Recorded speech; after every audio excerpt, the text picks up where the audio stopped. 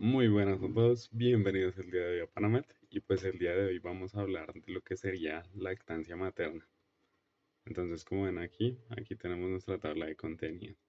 Entonces hoy nos vamos a enfocar principalmente en lo que serían las bases fisiológicas y anatómicas de la lactancia. Vamos a entender por qué es tan importante la lactancia materna. Entonces pues vamos a comenzar con un poquito pues de lo que serían las generalidades. Entonces pues primero vamos a comenzar hablando de la anatomía de mama. Sabemos que la mama se divide en cuatro cuadrantes. La mama está formada por el pezón, por la areola, por tejido adiposo, también por el tejido glandular mamario y por el tejido de sostén, tejido fibroso. Entonces pues en esta imagen pues vemos la composición de lo que sería la mama, ya a nivel más histológico.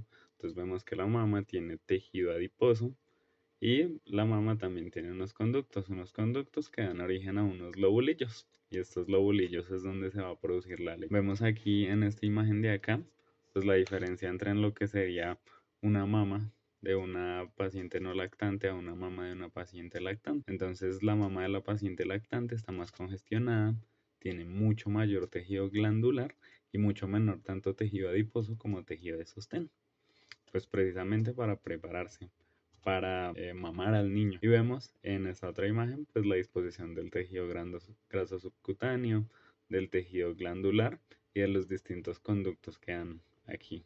También tenemos estos ligamentos que la sostienen, que serían los ligamentos de Cooper, que hace parte del tejido de sostén. Entonces, en cuanto a la parte de irrigación y inervación, pues en esta imagen pues está todo muy claro, pero aquí la podemos ver mejor. Entonces hay dos ramas principales, que serían la arteria mamaria interna, que es rama de la subclavia, y la arteria mamaria externa, que es rama de la arteria axilar.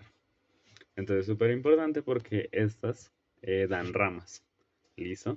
O sea, estas arterias principales, estos principales troncos dan ramas que comienzan a irrigar la mama. También hay algunas ramas que vienen de la arteria axilar y otras ramas que vienen de las arterias intercostales. En cuanto al drenaje venoso, pues es exactamente igual que el arterial, pero el flujo sanguíneo va de una manera contraria. En cuanto a la inervación, pues hay unas ramas, estas ramas son provenientes de los nervios intercostales del 4, del 5 y del 6, y lo que hace es que va a dar ramas sensitivas, sobre todo para la sensibilidad al momento de dar y producir leche. Bueno, entonces, ahora vamos a hablar un poquito de lo que sería la mamogénesis y la fisiología de esto. Entonces, lo primero es que en el desarrollo de esta glándula mamaria comienza a partir de la pubertad. Ahí comienza a haber un aumento de todos los tejidos que ya habíamos hablado, un aumento de tejido adiposo, un aumento de tejido glandular, un aumento de tejido de sostén, ¿sí? Y eso es en la etapa pues, donde está desarrollando la persona, y ya durante la gestación, por acción de las hormonas de la progesterona y los estrógenos, se comienzan a desarrollar cada vez más estas glándulas, pero se comienzan a desarrollar de tal manera que se preparan pues para lactar, lo que les había dicho.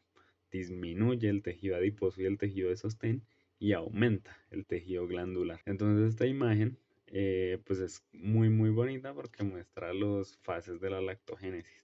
Entonces la primera es la que se da en el embarazo. Listo, y como les dije, está dada por lo que sería la progesterona y los estrógenos. Entonces en este momento no se produce gran cantidad de leche porque la prolactina está bloqueada. ¿Bloqueada por qué? Por los estrógenos, por la progesterona y también por el lactógeno placentario producido en la placenta. Pero ¿qué es lo que pasa? Que cuando hay un parto, pues se saca la placenta. Hay un periodo de alumbramiento. Y al haber un alumbramiento, pues disminuye drásticamente la progesterona, los estrógenos y el lactógeno placentario.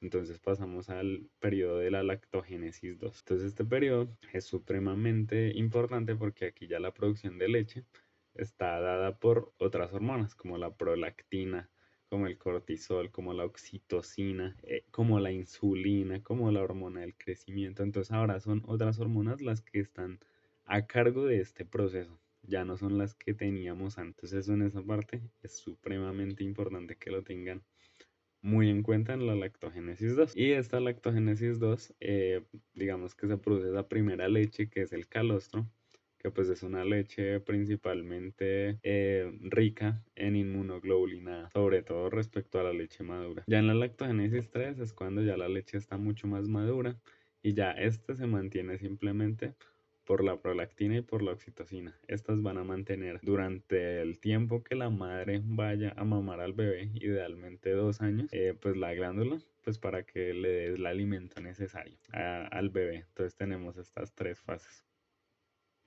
Bueno, luego está la galactopoyesis, que como vemos es un proceso que se origina a nivel central, pues con hormonas como la GnRH, y luego ya en la hipófisis anterior se secreta la prolactina y a nivel del hipotálamo, en los núcleos supraóptico y paraventricular, se comienza a liberar la oxitocina, que son las principales hormonas que van a influir en este proceso. También los corticoides producidos en la suprarrenal influyen dentro de este proceso de galactopoyesis. Entonces, pues ahora les quiero explicar dónde actúan cada una de estas hormonas. Entonces la prolactina lo que va a hacer es que dentro de los lobulillos mamarios, va a actuar dentro de las células epiteliales de estas células lobulillares para producir la prolactina. Y ya la oxitocina va a actuar es dentro de las células mioepiteliales para permitir la contracción muscular que permitirá la eyección de la leche. Entonces prolactina es producir y oxitocina es eyectar, sacar. Esta imagen es supremamente interesante porque nos muestra la importancia y la razón por la cual la leche materna es algo tan completo y tan importante en la nutrición, y pues la voy a explicar. Entonces lo primero es los mecanismos a través de los cuales se produce la leche.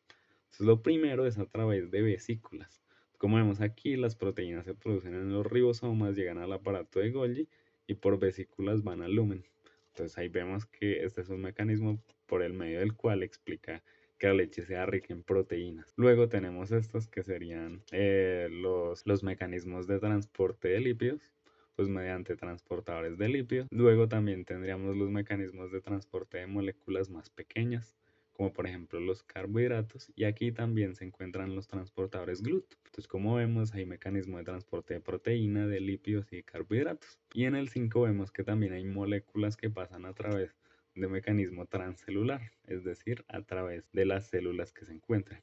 Entonces, si ven la importancia de esta imagen. Y otra cosa que tiene que quedar claro, que la leche materna es un ultrafiltrado del plasma, concepto supremamente importante. Entonces, pues aquí tenemos básicamente un resumen de lo que hablábamos y de cómo el reflejo de succión y eyección pues estimula lo que sería la oxitocina y la prolactina a nivel central. Por eso también el estímulo del bebé ayuda a que se produzca más y más y más leche. Entonces, ahora vamos a hablar un poquito de la fisiología del bebé. Entonces, el bebé pues dentro de su anatomía normal pues en primer lugar está la boca. Entonces, la boca le va a permitir al bebé alimentarse, respirar, la dentición y el habla, y pues está formado pues por lo que serían los labios, las mejillas, la lengua y el paladar. Entonces dentro de estas estructuras de la boca pues tenemos los labios, que los labios le van a permitir estabilizar el pezón, hacer un sellado bucal y hacer una presión negativa. La presión negativa lo que le va a permitir es succionar, succionar, succionar, succionar.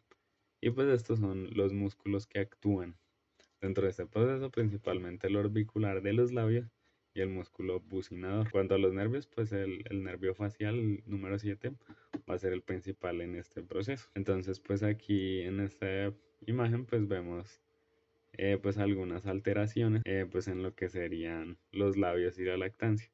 Entonces vemos como, por ejemplo, aquí tenemos unos labios hipotónicos, que esto los va a afectar pues en lo que sería la lactancia. Entonces los labios juegan un papel muy importante de estos, y pues también tenemos esta otra variante que es el labio leporino, que pues se tendrán que buscar distintas estrategias con los neonatólogos pues para poder lactar a estos bebés, porque como vemos su anatomía le va a dificultar la lactancia a este tipo de niños. Lo otro son las almohadillas bucales, que son súper importantes porque están llenas de grasa. Por esta grasita que está ahí es un soporte estructural y le permite un sellado efectivo para que la sangre no se eyecte. Entonces esto permite que haya una succión efectiva y estabiliza sobre todo la posición del pezón.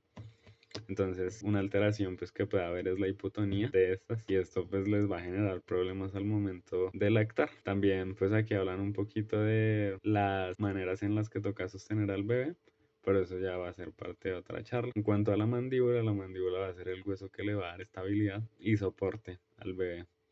Esta también va a permitir movimientos de succión, estabilización y más que todo eso. Entonces, por ejemplo, vemos aquí alteraciones en lo que será la mandíbula, como una hipotonía mandibular, que la mandíbula sea simétrica, entonces esto no le permitirá hacer movimientos adecuados. Aquí tenemos unas alteraciones como la retrognatia, en la que la mandíbula se encuentra hacia atrás, como cuando las personas bruxan, y la micrognatia, como esta de acá, en la que la mandíbula es más pequeña. Entonces aquí tenemos micrognatia, aquí tenemos retrognatia y vemos como la mandíbula se encuentra hacia posterior respecto a la posición que debería estar.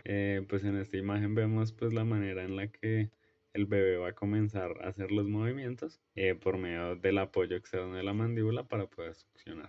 El otro es la lengua. La lengua pues le permite alimentarse, le permite masticar, le permite deglutir y pues digamos que la lengua pues le va a permitir como formar este bolo de comida para que pues él se puede alimentar. La lengua es muy interesante porque pues aquí vemos que hay un trastorno pues que se llama la anquiloglosia, que es un aumento del frenillo lingual de la lengua. Entonces, como el frenillo lingual se encuentra tan considerablemente aumentado, pues vemos que esto le dificulta al bebé alimentarse de una manera adecuada. Entonces existen escalas como la escala de Tabi para evaluar la anquiloglosia que tenga el bebé. Y pues esto se tiene que evaluar con lactancia y con los neonatólogos. Aquí vemos pues otro ejemplo, por ejemplo, como de hipotonía muscular de la lengua en esos pacientes.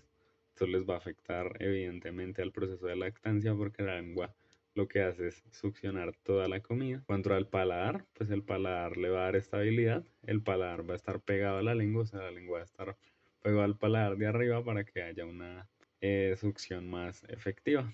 Y pues ya los reflejos y haciendo una correlación con neurodesarrollo hay unos reflejos que le permiten al bebé una lactancia exitosa. Entonces tenemos el reflejo de búsqueda donde localiza el pezón, el reflejo de succión y el reflejo de deglución. Entonces esto sería todo por lactancia.